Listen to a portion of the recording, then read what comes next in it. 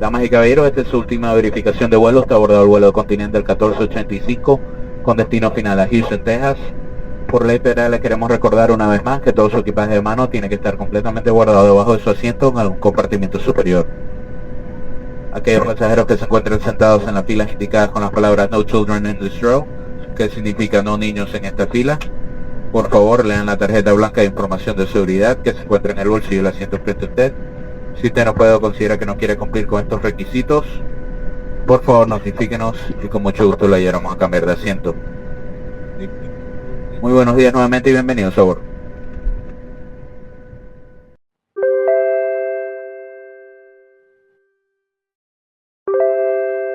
Bienvenidos a esta primera parte titulada El despegue.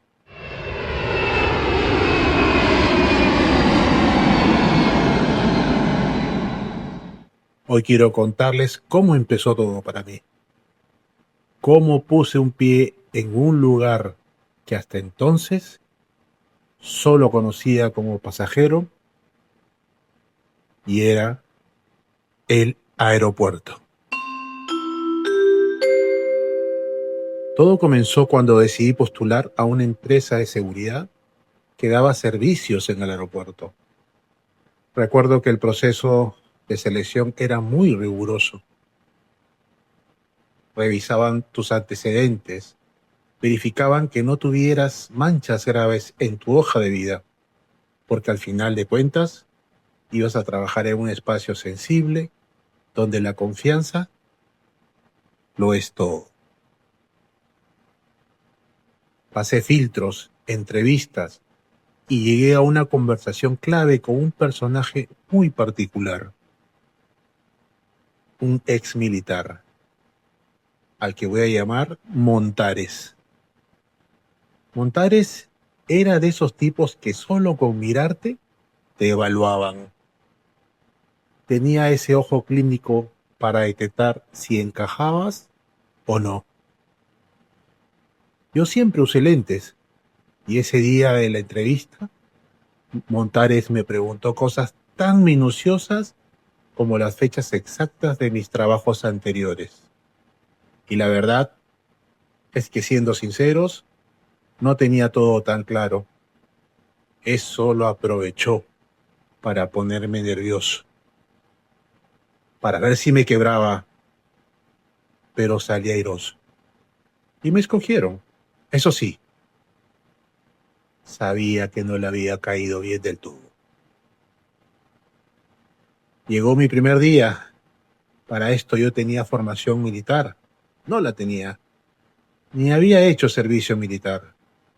Solo la clase premilitar del cole estatal, que era más teoría que otra cosa. El punto es que llegué tarde. Encima con el cabello algo largo, los zapatos sin lustrar. Y Montares me miró como si hubiera visto un desastre. Me paró en seco, me dijo: usted llegó tarde, hoy no entra al servicio. Esperé ahí, dio su parte, formó al equipo, porque así se acostumbra, y luego me llamó a su oficina. Mírese en el espejo, me dijo. Está impresentable. Lo espero mañana. Piense bien si quiere volver. Ese día entendí lo que era la puntualidad, la verdadera puntualidad. Entendí que no había excusa. Al día siguiente llegué temprano, pelo corto, zapatos brillando, uniforme impecable. Montares me miró de arriba abajo y solo dijo: igual estás impresentable. Usted no va a durar mucho aquí. Pasaron los años, aprendí, crecí, me formé, me esforcé. Llegué a ser supervisor general. Un día me crucé con Montares, ya con otra cara, ya en otros tiempos, y al enterarse de mi cargo, me dijo: yo sabía que usted llegaría lejos. Me quedé pensando, ¿de verdad? Bueno, tal vez sí, tal vez no, me dije. Pero la lección me quedó. El que quiere despegar, despega, aunque lo frenen 1000 veces.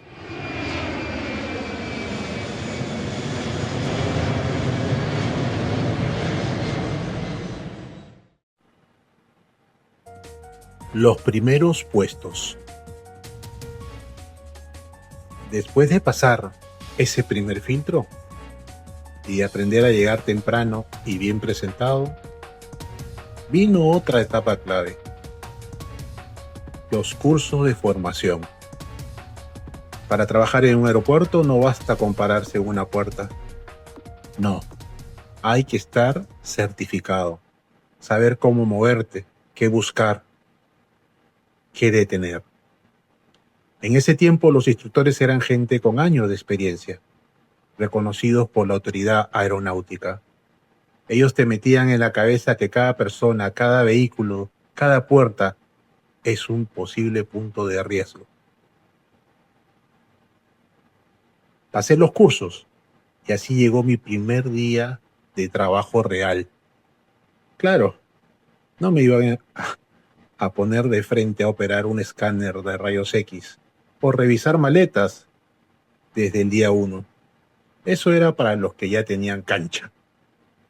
A los nuevos nos mandaban a hacer de todo, desde vigilar accesos hasta pararse firme en alguna puerta o controlar quién entra y quién sale.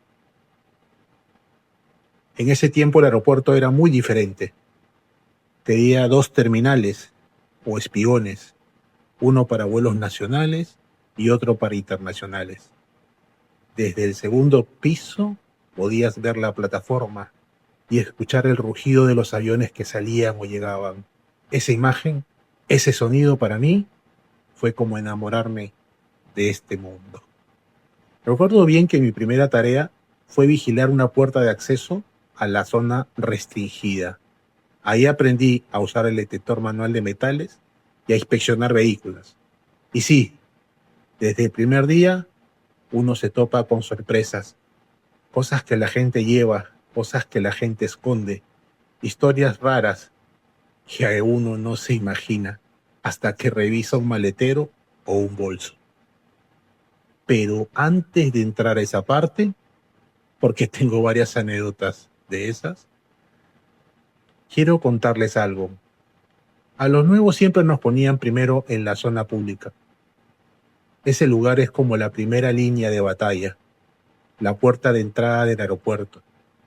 Ahí está todo, los familiares que se despiden, los que llegan, los taxis, los coches para equipajes, los que venden cosas, y los que vienen a hacer cosas que no deben. Te topabas con todo tipo de gente. Los que alquilaban los coches de equipaje que eran gratis. Gente que engañaba a los pasajeros despistados, que olvidaban algo y ¡zas!, desaparecía. Y claro, estaban los que ofrecían taxis piratas o simplemente venían directo a robar. Ahí fue donde aprendí a observar, a detectar caras, movimientos, a diferenciar a un familiar que esperaba ansioso de uno que esperaba a quién sabe quién, para ver qué pescaba. Porque en el aeropuerto nadie es invisible y el trabajo de seguridad empieza donde termina la confianza. Así que empezó mi historia, cuidando puertas, parando a la gente, deteniendo carritos, detectando vivos y aprendiendo cada día a mirar un poco más allá.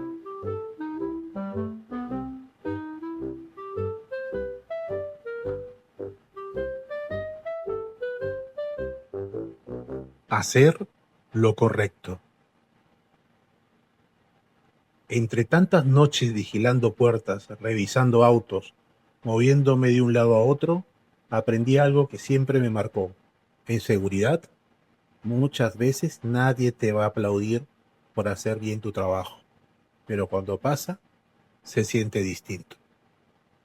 Una de las cosas que hacíamos como parte de nuestra rutina era la famosa ronda. recorrer toda la zona pública para detectar cualquier objeto sospechoso o abandonado.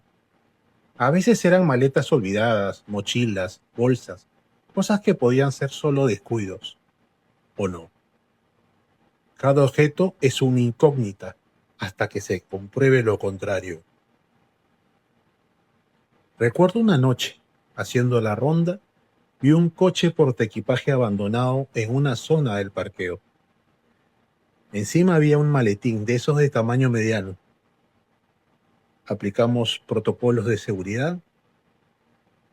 Primero avisar al centro de ayuda visual, ese nombre lo voy a poner, que nos ayudaba con las cámaras. Si el contenido era visible y claro, se revisaba con precaución.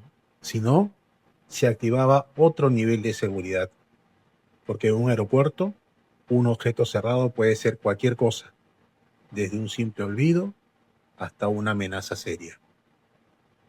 Este maletín, por suerte o por destino, era transparente. Se veía perfectamente que dentro había dinero. Y no poco, una cantidad importante de billetes, bien ordenados, imagínense. Así que se hizo lo correcto, reportarlo, asegurar el perímetro y entregar todo a la unidad encargada de custodiar objetos hallados. Mientras investigaba de quién podía ser. Hora después, se acercó un señor, nervioso, preguntando si alguien había encontrado un bolso de esas características. Contó su historia. Venía de provincias. Traía la planilla para pagarle a sus trabajadores, imagínense. Revisamos cámaras, verificamos papeles, montos, coincidencias de hora, todo calzaba. El maletín era suyo. Ese señor no sabía cómo agradecerme. Me ofreció dinero.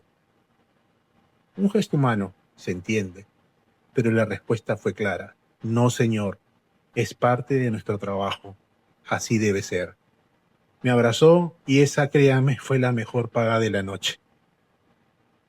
Porque uno puede recibir un sueldo, un bono o un elogio, pero no hay nada que pague la tranquilidad de saber que hiciste lo correcto, aunque nadie te vea, aunque nadie te lo exija. Ese día confirmé que ser parte de la seguridad no es solo impedir que algo pase, es también devolver algo bueno, devolver la confianza, demostrar que todavía hay quienes hacen lo correcto, aunque nadie los aplauda. Y ese principio me acompañó toda mi carrera, hasta llegar a enseñarles a otros que la mejor seguridad empieza por uno mismo, por el ejemplo.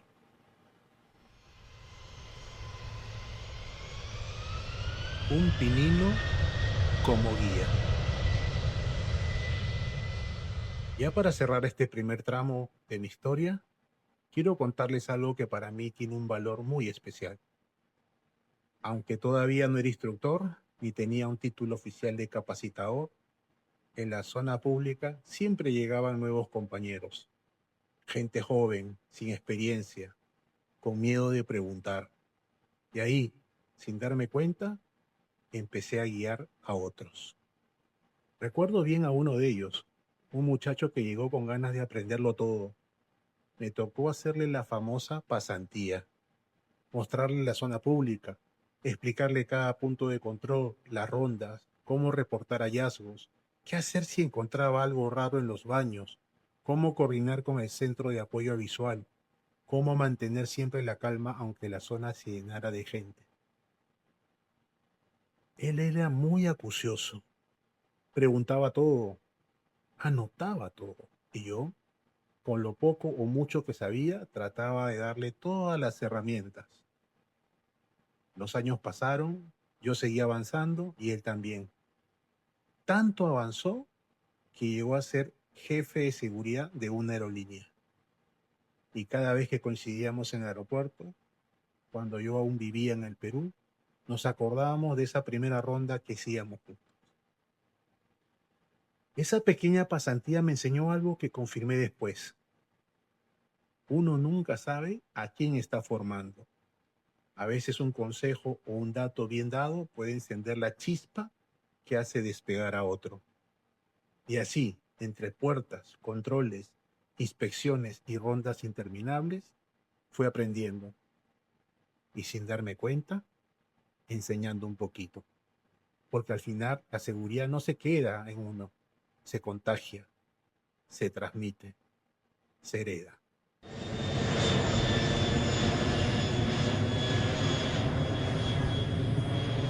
El despegue no termina. Mi historia apenas comienza, de aquel joven con zapatos sin lustrar, a aquel oficial que se metía al baño a lavar su uniforme después de auxiliar a alguien, a aquel que devolvía lo que encontraba, aunque nadie lo exigiera. Si algo puedo dejarte hoy en esta idea, cada turno, cada ronda, cada persona que pasa por tu lado es parte de tu propio despegue. No necesitas un cargo grande para empezar a enseñar. No necesitas un uniforme brillante para ser ejemplo. El verdadero despegue empieza cuando decides hacer las cosas bien, aunque nadie lo vea, aunque nadie lo premie. Porque un día miras atrás, como yo lo hago hoy, y entiendes que volar alto no depende de dónde empiezas, sino de cómo elegiste despegar, cada día, cada noche. Nos escuchamos pronto en la siguiente parte de este episodio 2, donde seguiremos contando más anécdotas, más aprendizaje, y cómo fue que un día de cuidar puertas pasé a abrirlas para otros. Gracias por estar aquí. Y no olvides, el despegue no termina.